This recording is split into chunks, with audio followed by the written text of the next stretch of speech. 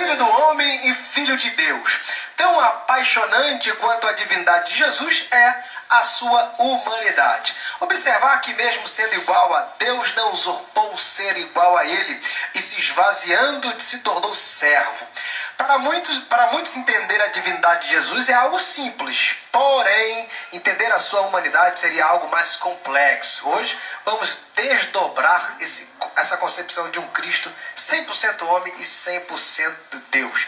Vamos começar aqui pelo preâmbulo, prólogo, pelo início de tudo. Aonde começou essa questão da dúvida em relação à humanidade e à divindade de Jesus? Porque teve a dúvida da humanidade, se ele era homem de verdade, e duvidaram também em relação à divindade, se ele era mesmo Deus. Ele até diz que eu sou filho do homem. Aí muitos perguntam, mas vem cá, se tu é filho do homem, tu não é Deus. Tu é o filho do homem, então, né? Mas esse filho do homem, será que ele quer dizer que ele é um com o pai? Aonde começou essa discussão? Qual o concílio que a gente pode começar? Vamos começar aqui pelo Hazaki. Um prazer aí. Quando a gente ouve falar do anticristo, né, onde o apóstolo João afirma que há muitos anticristos na época, eram justamente aqueles que negavam que Jesus era o Messias, né? Então, anti-Messias. O termo Cristo veio da língua grega, né? Mas hebraica seria anti-Machia, né? Messias, uma adaptação portuguesada, né?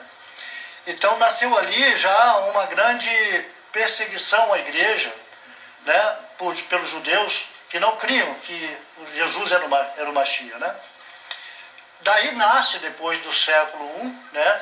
Depois da morte dos apóstolos, algumas coisas que vão interferir no ano 325 alguns raciocínios, da qual nós vamos debater aqui, né, com relação à humanidade e à divindade dele.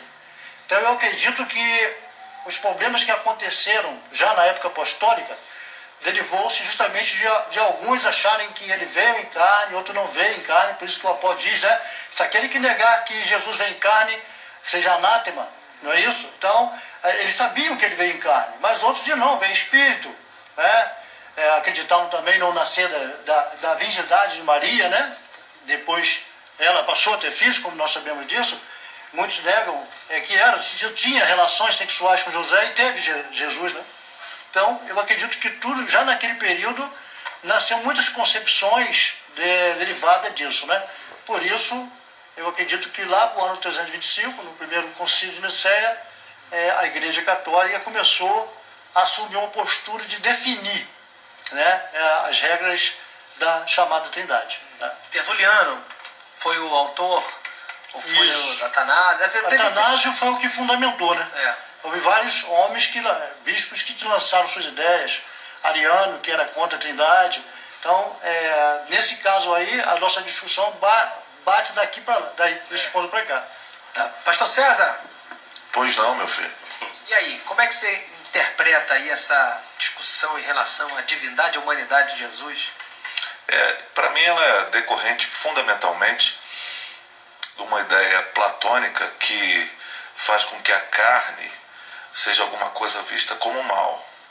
Então, como é que pode Deus habitar e encarnar sendo ele bom?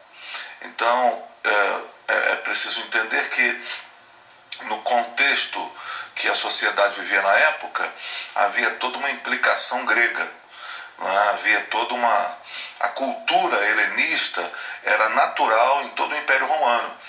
Então a filosofia platônica que desvaloriza tanto aspectos dos sentimentos quanto principalmente a questão da encarnação ou da carne, o valor da carne, que isso acaba sendo também absorvido por uma linha teológica posterior, os gnósticos, e aí nós vamos vendo essa construção dessas duas vertentes.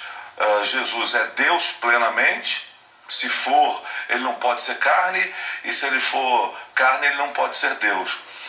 A teologia cristã que foi elaborada, ela tem como ponto central a ideia dele ser efetivamente 100% Deus e 100% homem.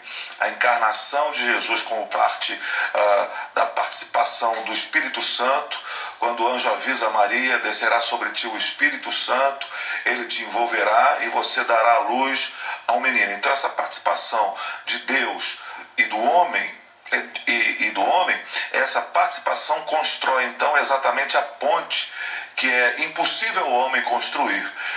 A salvação está em Cristo, e esse aspecto soteriológico é importante, está em Cristo exatamente porque não há possibilidade de o homem produzir um Cristo ou um Messias por conta dessa incapacidade.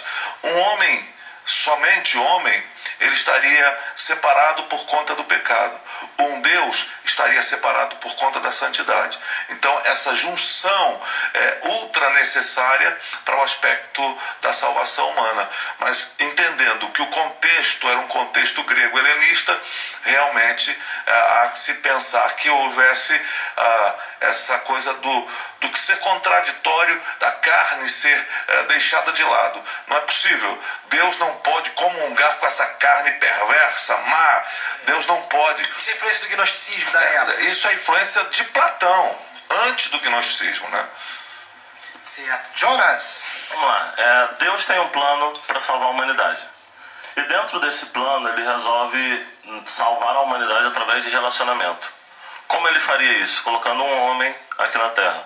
Um homem que também era Deus, como o pastor falou e como a gente estuda, 100% homem, 100% Deus. Isso é feito como? Através do próprio Jesus, assim como a palavra diz, que ele é o cordeiro substitutivo. Ele é aquele que iria morrer em prol de toda a humanidade. Então, essa linha que ele é Deus e é também homem, a gente não consegue entender. Porque a matemática de Deus sempre é diferente da nossa. A Trindade em si é um Deus, 3 pessoas, e aí como é que é isso? É um Deus ou 3 pessoas? Simplesmente 3 é igual a 1. A nossa matemática não consegue encaixar, não bate com a matemática de Deus.